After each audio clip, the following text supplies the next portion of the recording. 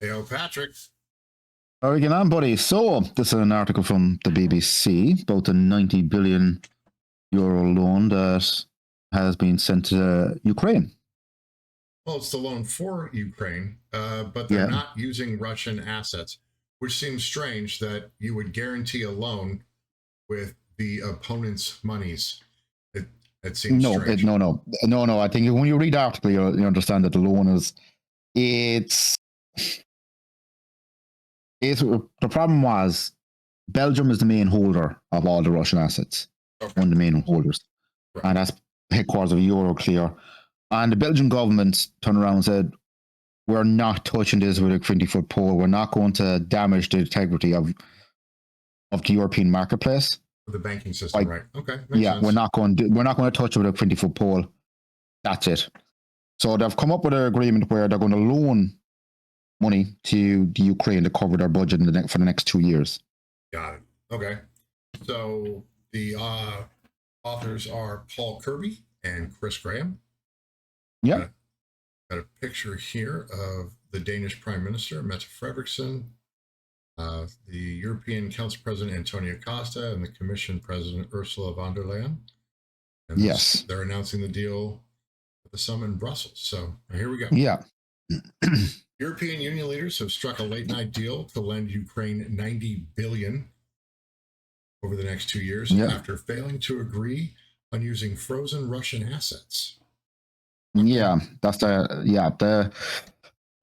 the agreement was that Belgium didn't, as I was saying, Belgium didn't want to touch this with a 20-foot pole, realistically. You kind of knew that. So Ukraine was set to run out of cash by next spring, and European Council Chief Antonio Costa said the loan would be paid back only when Russia paid reparations for its full-scale war. That's okay. So they're going to then force Belgium to clear the way, send the money back to Russia, and then they're going to say, now... No, I think the long-term plan for the European Union, I think with the conflict in the Ukraine is to make Russia pay for its aggression towards Ukraine. Okay. I don't see how they're going to do that, but that's the overall plan as such. Okay. So now, how they're going to go about that, that's where there's still disagreement all over Europe on how they're going to manage that. Got it. So let's say the Ukraine wins out and they keep their territorial integrity, right? Yeah. And the billions of assets that are in the ground and with all the natural resources they have, right? Then they're going to have Russia then pay Ukraine for having attacked it? No, I don't see them forcing any money out of Russia if I was being realistic. Okay. It's going to be very hard to get any. It'd be like trying to get blood out of a stone, to be honest. Got it. And then if I think what will eventually happen with this type of loan is eventually when there's peace in Ukraine will obviously leverage all its natural resources in order to pay back these loans. Right, I understand that. That's what realistically is going to happen. Right. But let's say that Ukraine ceases to exist as a country and Russia actually takes it over, then Ukraine doesn't exist as a country. It's now part of Russia again. Then how are they going to get the money back? Right. So the bet is that Ukraine won't lose. That's the bet at the moment. Okay. All right. So we committed, we delivered, said Costa, while Ukrainian Prime Minister Yulia, Sviridenko praised the deal as a decisive step for economic resilience. I didn't think that getting a loan was considered economic resilience. I thought that was... it's basically to shore up their economy for another 2 years. Maybe about 2 years, roughly 2 years of money. All right. So plus there'll be other arms deals as well in the meantime as well. Oh yeah, money will move. There will be brown envelopes flying. A bid to use 210 billion in Russian cash frozen in the EU, mainly in Belgium, ultimately failed as leaders could not convince Belgium's prime minister his country would be protected from Russian retaliation. That's more an integrity of the banking system thing, though, isn't it? Yes, more of integrity. You will see there in the next paragraph there. Got it. The bulk of the cash is held by Brussels-based Euroclear, and interest from the frozen assets is already being paid to Ukraine. But that's not Ukraine's money. Why would they do that? I think Euroclear is just trying to keep everyone happy, and the Russians, to be honest, if they really got upset by it, they would have done something about it by now. Well, they're also in the middle of a war right now, so well, yeah, I in a war that they're not exactly. Well, they thought the problem with Russia is they thought it'd be a quick war. And now it's what? How many years down the road, and they still have taken what? 12%, not even 12% of Ukraine. But they still attack the major metropolitan areas, though. No, they still do drone attacks and so on. But I'm just saying, at the end of the day, it's not a war. It's not a war that. So it looks like a war that'll carry on for another 2-3 years. Depends. Oh, minimum, yeah. How much? Yeah. It's going to be prolonged. So Russia has already launched legal action against the clearinghouse. Yeah, because you have our money and you're paying the interest to someone else. That isn't interest to be paid to someone else because it's not their money to earn the that just seems shady. But Ukraine, but the problem is Ukraine is the victim here. Let's not sugarcoat that one. They were a country that was directly attacked by Russia. That's correct. Is it right? Yeah, is it right that Brussels are doing this? Give them the interest? It's not even a legal grey area. It's definitely a grey area. They shouldn't be messing with other people's cash like this. Right, but I understand the sentiment behind it. But Ukraine and Russia, both their governments are fairly corrupt entities. And it's not like they've gotten a hell of a lot. Well, you can say that about most democratic countries. There's no such thing as a non-corrupt country at this stage when there's a lot of cash flowing around the system, as they say. Yeah, but I think those two are known for their corruption. So yeah, people said that a lot about a lot of G8 or even G20 countries. Right. They're saying there's no such thing as a squeaky clean country these days. But they don't really exist, right? All right, so Russia has already launched legal action against the clearinghouse. They're not going to win in those courts. They're just not going to win in those courts. So Russian President Vladimir Putin accused EU leaders of attempted robbery on Friday, and Kirill Dmitriev, his envoy in talks with the U.S., claimed their failure to agree on using the assets was a fatal blow. Right. However, Belgium's Bart de Wever said the deal eventually agreed after almost 17 hours of negotiations was victory for Ukraine, a victory for financial stability, and a victory for the EU. EU leaders had avoided chaos and division. You're already paying the interest off to somebody else. I don't know. That's exactly. Look, at the end of the day, they all sat down in a room and hammered out a deal that was probably the best they've come up with. All right. So let's see who's holding on to Russia's money. So in the EU, Belgium, France, and Luxembourg. Belgium at 180, 19 billion in France, 10 in Luxembourg. And the UK, Canada, the US, and Switzerland outside of the EU are holding on to some portion of that 289 billion. Yeah. Oh, that's a lot of money in frozen assets. Estimates for Luxembourg vary from 10 to 20 billion. So go. All right, Ukraine needs an estimated 137 billion over the next 2 years to convert both its military, to cover both its military and public services, and the EU plan is to cover 2/3 of that. The 90 billion that the EU will raise on the capital markets as part of the loan deal will be backed by EU budget headroom. EU budget headroom.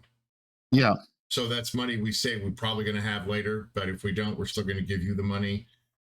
Yeah, well, most countries and most unions operate like this. That's fuzzy. You know, they estimate their budgets. It's like a lot of countries run a deficit. Right. So the EU budget headroom is identified as the margin between actual EU contributions by member states in a year and the maximum the European Commission can spend as part of the budget.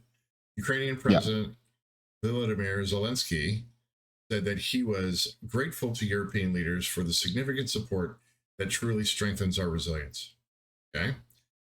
Germany's Friedrich Merz had been a strong supporter of the plan to use Russia's frozen assets, although the idea has not been dropped. The decision to borrow the money against the EU budget instead is seen as a setback for him. Nevertheless, he declared that it sends a clear signal from Europe to Putin. So the clear signal would be, hey, Russia, we've got your money and we're going to do with it what the hell we want. You know, go kick rocks, right? But well, they haven't touched it. Well, they haven't really touched the Russian money, if you think about it. It's still in the Belgian banks. Yeah, but You know, they haven't transferred 180 billion over to Ukraine, so it's still there. Yeah, I mean, if you really wanted to send a message, take all their money, send it somewhere else. But yes, but I think this is we don't want to piss you off. We don't want to make you mad. But this still is signal. This is still sending a signal from the European Union to Putin saying we are going to financially support Ukraine. And when you see it later on in the article, you'll see how much, like most of the war in the Ukraine has been sponsored, for the most part, by the European Union for the last year and a half, nearly 2 years now. Right, but it still feels like the wrong message, right? Like, I want to be strong, but I don't want to piss you off, right? It looks like just a bunch of showmanship. Yes, I think eventually, when this war ends, a lot of people are going to sit back and say they could have done better. Well, since hindsight's 2020, man. Like, I can tell you what they should have done in the hurling match today. You know? Yeah, exactly. You know? But what they should do in the future is, if the European Union were quite serious about this, to switch off all dealings with Russia. A lot of the European members should at this stage. Right. But they're trying to hedge in their bets. By the looks of this. Right, but they know if they do that, then the Russian military is just going to be like, oh, well, I guess nobody loves us. We're just going to go make war. Yeah, but the problem is the Russian military is already on its knees. Like, you know, an army is on its knees when they're sending men and horseback to the front line.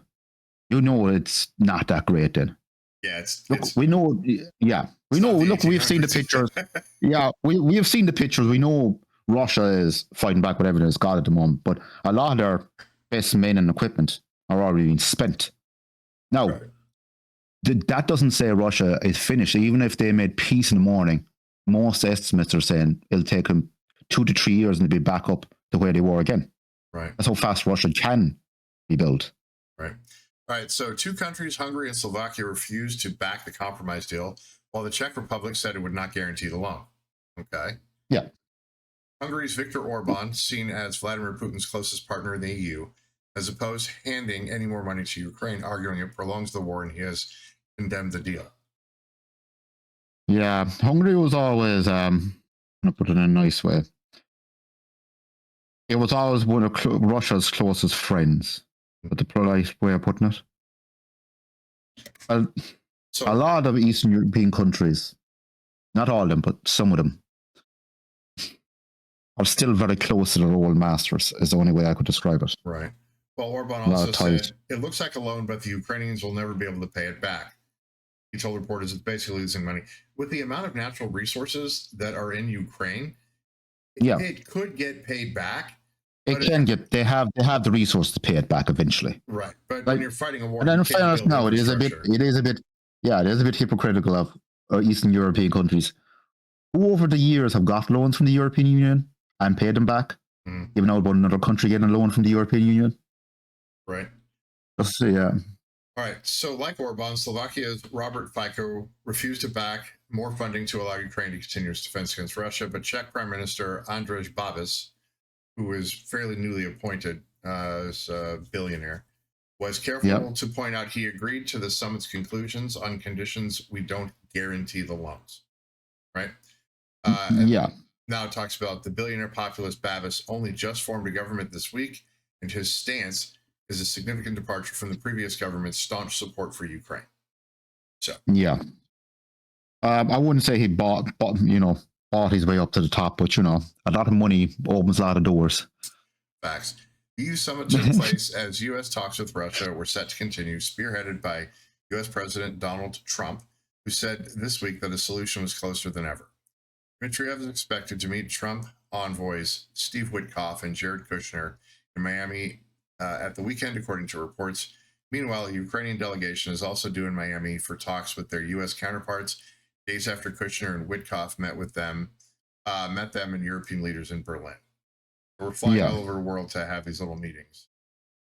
They're trying to. I think the problem is with the U.S. They're trying to make agreements with everyone separately, right? Instead of getting everyone into one room, which makes sense when you're trying to make an agreement, right? But you have to remember, Steve, the guys, the Kushner especially, how would they describe nicely? They're described as blundering idiots when it comes to most of these type of agreements. Got it. Because, yeah, it'd be better if they all sat down in the one room, but, that would make sense. Right. All right. So European allies have made a series of proposals to end the war that include a multinational force as part of robust security guarantees for Ukraine. So, but as you can see there by the graph, it shows how much the European Union has been paying into the war in the last while. Right. Yeah, that's what that compared to. Yeah, especially there was a statement made where there's hundreds of billions. Apparently, Trump keeps saying this, but even when you look at the reality of the facts and figures right now, it's the European Union that's carrying the can. Yep. Facts. Yeah, and as you can see, by the way, the European Union is not the only people backing the Ukrainian war. Canada, Japan, New Zealand, South Korea, Turkey, China, Taiwan, and India are also sending money into the Ukrainian conflict to help out. Yep. All right. Putin has criticized the European approach, saying he has already agreed to several compromises at his meeting with Trump in Alaska in August. Praising Trump's serious efforts to end this conflict, the Russian leader said the ball is entirely and fully in the court of our Western opponents, the head of the Kiev regime and its European sponsors. So, yeah, I think this is not the healthiest way for this to happen. This seems to be like it could really just get out of hand. So unless NATO and or some other entity decides to actually start putting boots on the ground that are not mercenary type groups, then it's just going to continue. I mean, if we wanted to, or if NATO wanted to, or the U.S., we could just drop 200,000 or 300,000 troops there with a bunch of modern equipment and smash everything, right? But that's Putin, direct conflict. But the problem is Putin and most countries around the world have realized that won't happen with the United States. Not anymore. No. Their appetite for overseas conflicts has been waning for many, many decades. Well, and the other thing is the United States at this point absolutely abhors suffering even a single casualty. If one Lance Corporal in the Marine Corps dies, then it's a massive thing in the news. Where in the 1940s and 50s, thousands upon thousands of men died in foreign countries on the daily, and the United States wasn't as concerned as they would be for a single life lost now. No, right? And Putin realizes that, and a lot of other countries realize that the US is not the big scary boogeyman in the corner anymore. That they are so worried about their own safety. They're not going to. They're not going to get involved. Right. Everyone knows they won't. It's the technology that's the issue for others now, because our technology is mass produced and it's pretty damn good. Yeah, it's not the best in the world, but it's pretty damn good. Yeah, but look at the technology the Ukrainians themselves came up with, the drone technology they're using in this conflict. Right, slapping $8 grenades onto $20 drones and killing. And after going, you take out you take out a T-90 tank, no problem at all. There you go. It's just everyone knows that. We understand that Trump has promised to end the conflict in the Ukraine. He's made a big promise to his base all the time. But the problem is he's not including the European Union or the Ukrainians in any of these talks. So I don't know what he was thinking. I understand that he thinks he can control Putin, but no one can control Putin. It's impossible. That man is a wartime. He's a president who's has a long history of service to his own country and conflicts and so on. Right. Even when you hear the way he talks, seriously about his negotiations with the US, he just has that smirk on his face, going, "I'm dealing with these guys." You know what I mean? Right. All right. So Putin's demands were largely reflected in an initial U.S. peace plan and include Ukraine handing over large areas of its own territory. That has to do with all those natural resources, and not only that, like the farming. There's a ton of good agricultural land in Ukraine, and that's where most of it's like the breadbasket of that area. And they were handing up a ton of food to the big boys when they were part of the... I think the problem also is Putin at this stage. He knows if he loses the war in the Ukraine, that his own population would, take care of him. Oh, for sure. So he can't. No, I don't see a peace deal in the next year or two. Right. All right. So Polish Prime Minister Donald Tusk said the deal agreed by the EU boosted the Ukrainian position. There's a chance that these negotiations will be about peace, not on Russian terms, but on terms that can somehow be accepted and considered acceptable by all parties to the conflict. So that's looking for a compromise. Meanwhile, French President Emmanuel Macron said he believed that it would be useful for Europe to re-engage with Putin. Okay. I believe it's in our interests as Europeans and Ukrainians to find the right framework to re-engage this discussion, he said, and that Europeans should find the means to do so in coming weeks. Right. So there's people dying on the ground. There are people dying in Ukraine every day. Yeah. Right? Yeah. So either we let them fight and do their thing and someone wins and there's territory handed over, or what?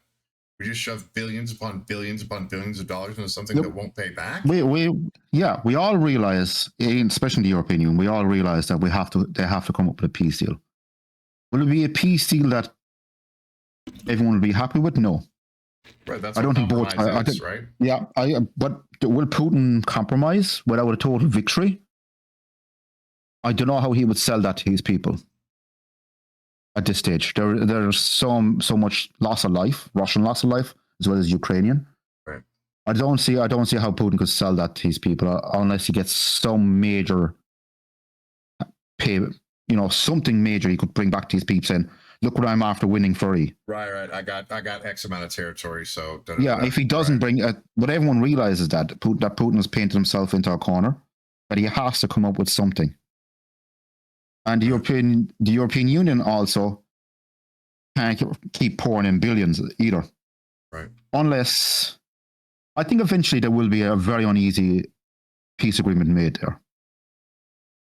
Or it becomes all out war, and then at that point, then there's nuclear It'll never options, become. I don't see it all. I think Putin will push the envelope. Don't get me wrong; he'll always push the envelope. But will he push it enough to drag NATO as a whole in?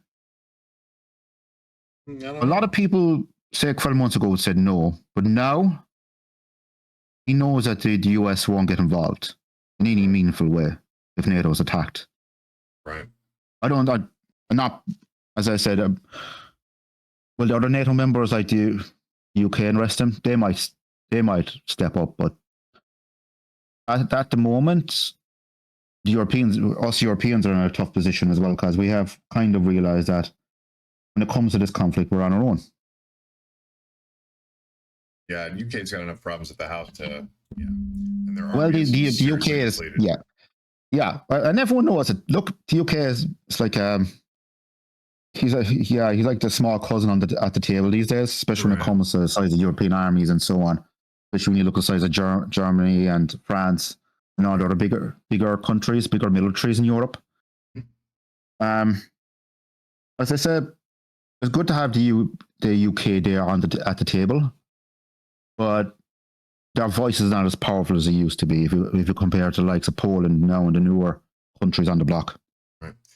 All right, so here's the Euro News exclusive, how the deal to get Ukraine a 90 billion EU loan was sealed. It's by Maria Tadeo. Read the bold print. It was branded as a make-or-break summit for Ukraine and the EU, and it was, but the night didn't go according to plan.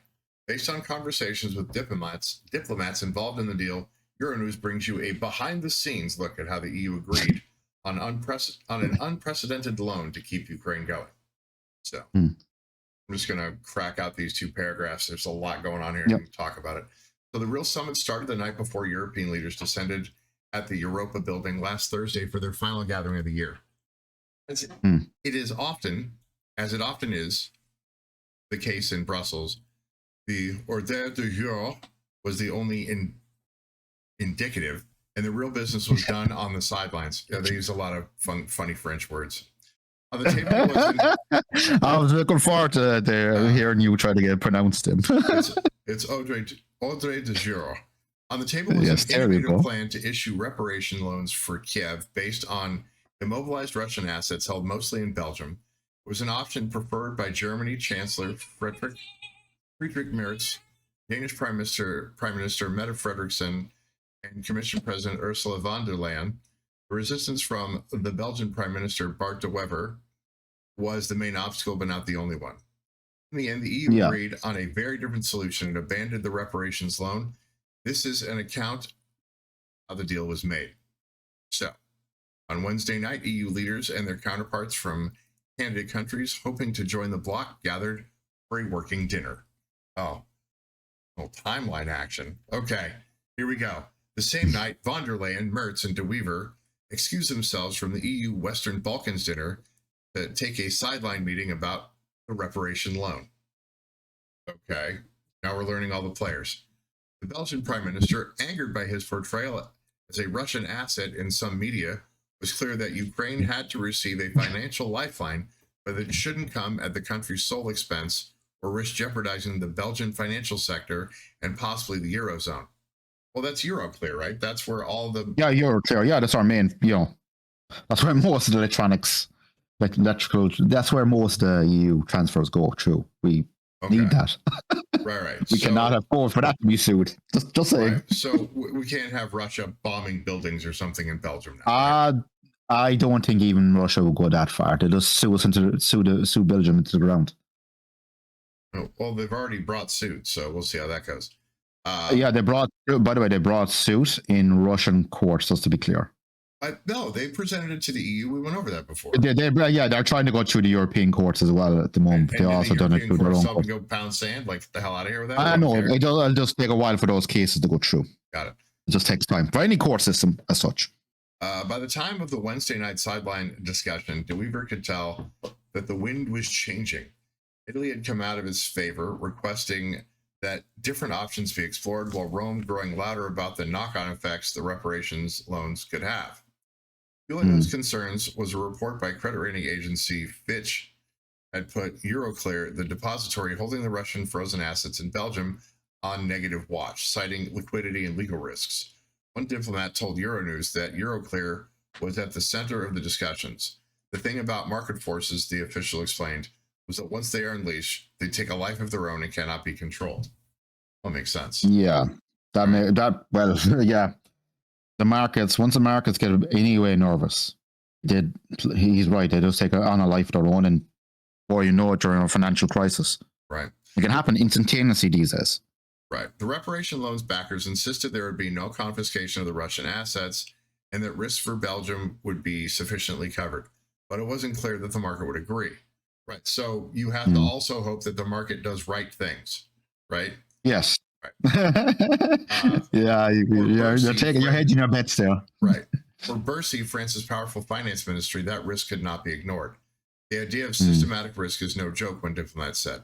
Meanwhile, Hungarian Prime Minister Viktor Orbán teased his Belgian counterpart, saying he would be submitted to torture. Oh, that's it. Just teasing. Orbán also created confusion after he declared that the reparations loan had been removed from the points of discussion for the summit. Officials denied his comments, and even his Slovak ally, Robert Fico, joked in remarks to Euronews that his friend Victor appeared confused about the order of the day at the summit. The reparation loan is all we will talk about, he said. Yeah, he didn't have I saw that Euronews report. Okay. And they were trying, in fairness to the other European delegates that were there, especially the Eastern around his name, around there, they're all trying to nicely say that this poor guy is just lost. Right. All right. But Orbán, who relishes in his image of enfant terrible, but is also the most senior head of state of the European Council and knows the Brussels machine well, was on to something. Okay. Yeah. Oof. Yeah. He just kind of, he was onto something, right? That's a word we could use. That's a polite term saying he was wrong. Yeah. Chasing his tail, is that the word I could use? Chasing his tail. Activating Plan B. Here we go. Right. The summit started with a dramatic declaration by von der Leyen. EU leaders would not exit the building until a solution on how to fund Ukraine was found. Really? Yeah. Really?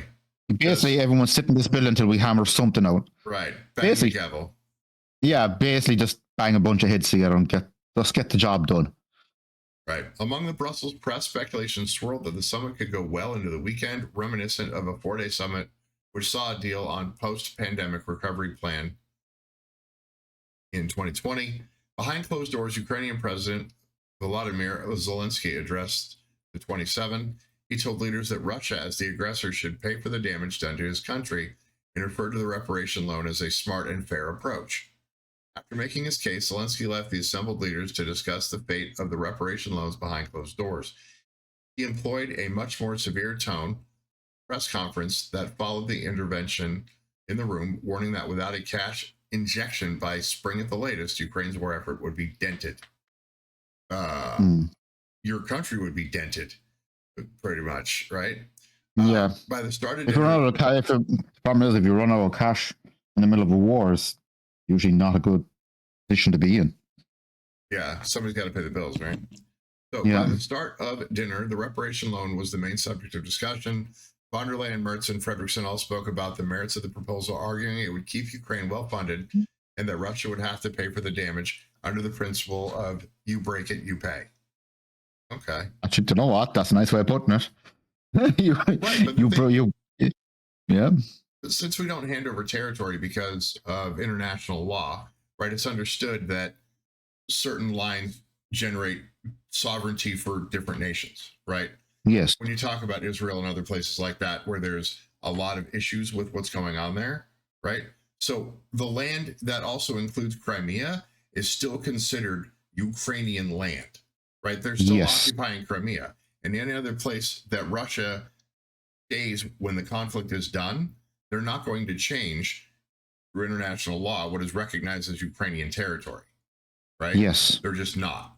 So that's part of the issue. Like, you just can't take someone's terrain anymore. As I keep saying, the problem is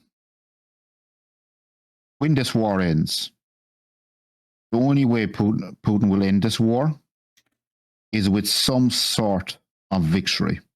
That's the only way he'll ever accept a peace deal that he can bring back to his people.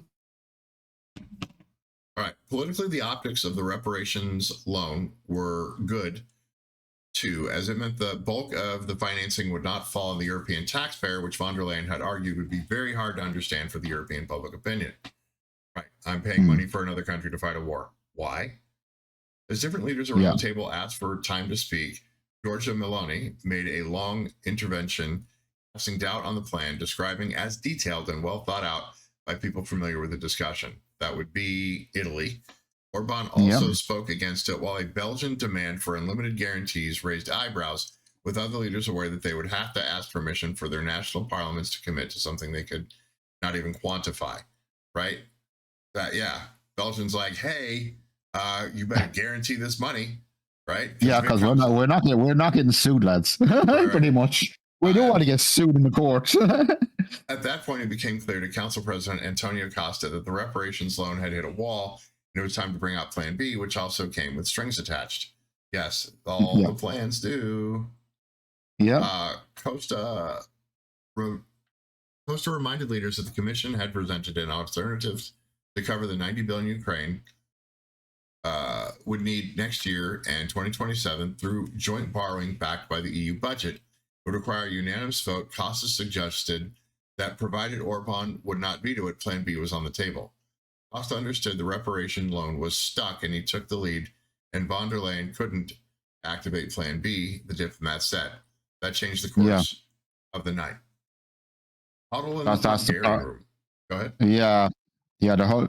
Dealing with the Hungarians is quite interesting.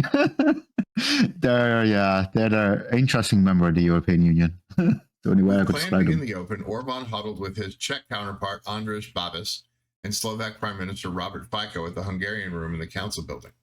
Poland aside, it marks something of a resurrection of the Visegrad format, which had been moribund since the start of the Ukraine war due to divergence among its members over how to treat Russia, especially between Budapest and Warsaw. All right, so that's Hungary and Poland. Euronews was the first to report at midnight that Orbán, Babis, and Fico were meeting privately to discuss a way for the EU to issue joint debt without their input.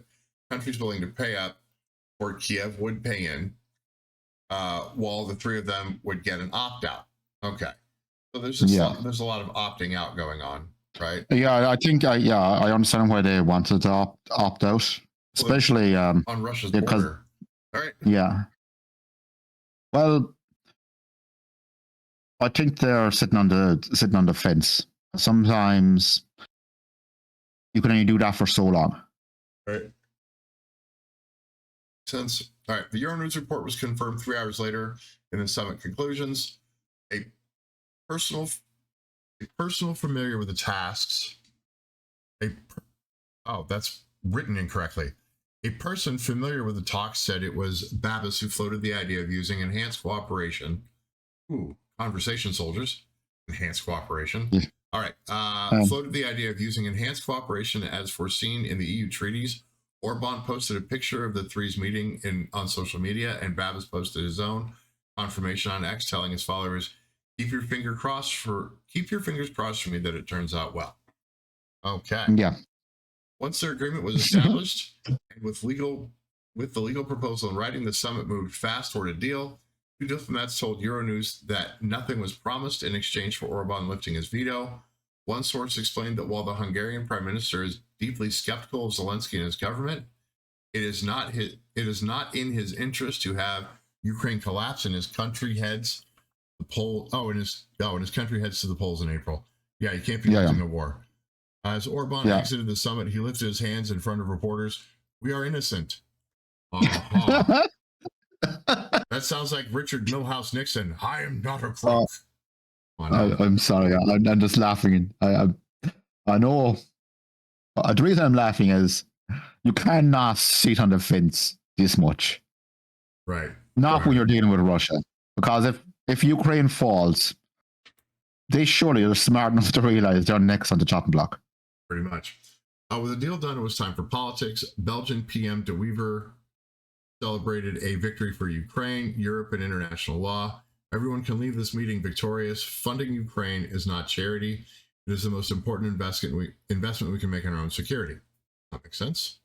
De Wever had held his ground, understanding that resistance to the reparation loan went further than Brussels and riding a wave of cross-party and public support in Belgium.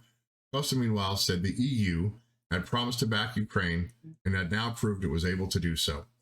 For von der Leyen and Merz, however, the optics looked far more complicated. The Commission president had been sidelined in negotiations during the night as the talks moved away from reparation loans to the leaders who wanted a different solution. Costa seemed to be more honest broker than von der Leyen, as seen by those seen as too close to Berlin. It was awkward, said one official. Yeah, but that's what happens when you get a bunch of different countries together, different agendas together. You're going to have these awkward situations. Right. So, related stories, pretty important. U.S. calls talks with Ukraine and Russia productive, proposes trilateral talks, and then the other one, Ukraine collapse would be a disaster for Hungary, says Orbán. Yeah. We've already been over it. Right. So we'll finish up with the Germany one, and then we'll call this one. So, all right. As for Merz, who lobbied intensively both publicly and privately for the reparations loan, the outcome was a cold shower at the EU summit, the biggest European stage a head of state can hope for. The German chancellor had failed to read the room and ended up with the solution Berlin had long campaigned against, more EU borrowing. Right. It was also a disappointment for Frederiksen, the Danish prime minister, hosting the rotating presidency of the EU on his final summit. At a press conference after the meeting, she conceded she had backed one solution. The result turned out reasonably well. As she took questions from reporters, her body language was severe. For everyone to save face, the conclusion included a line suggesting that the immobilized Russian assets could be used in the future, but not specifying how. It is also difficult to see how Ukraine will ever pay the $90 billion back if Moscow doesn't pay reparations one way or another. Well, that's a natural resources thing, because the Ukraine have a lot of natural resources. Yeah, they have the resources there. Eventually, they will pay it back. Right. It will take time, but obviously they'll pay it back. Right. But the problem is the infrastructure is going to have to come from outside. They're going to have to get sweetheart deals, which means that the Ukraine might not get the bulk of that money, even though the resources are physically there. So, all right. Are physically there, but I presume that other companies, EU country, EU countries will step in and send in the resources. They will pay it back. I can see Ukraine developing quite a lot after this conflict. A lot of investment will come in from the outside into them to get those natural resources out of the ground and so on. All right, so the last paragraph, but perhaps the most important development of the night is that the EU leaders were able to make a consequential decision with unanimity. The fact that Ukraine's funding will be secured through common borrowing among 24 member states, bypassing national vetoes, is nothing short of extraordinary, and it shows that the EU, for all its rigidity, can still find a way forward. So them having these veto powers like this means that every small country can say no. If Ireland sat there and their representative said no, even though they represent, like you said, 1%, then they would have to work to. But a lot of but also there's a lot of backroom deals go on here as well. You can see them right away. Oh, for sure. And I can see here that a lot of backroom deals were probably done as well. Like I can understand the Hungarians and the rest of them. Oh my God, yeah. There had to be a lot. Trust me, there was a lot of deals here. But at the end of the day, it is a good set. It does show the European Union can do something if they're all forced to sit in a room and act like adults every now and again. You know, as she said, we're sitting in this room till we get something done. Russia's gonna come kick our ass. We better do something. So yeah, and if Ukraine collapses, we're all next on the block in some shape or form. Facts. I just like the fact that the man came out afterwards with his hands up saying we are innocent. Nice. All right, y'all. For Patrick McCallum, I am Alexander Johansson. We are the A&P Gents. Ring the bell, like, subscribe, help us beat the algorithm. We are out.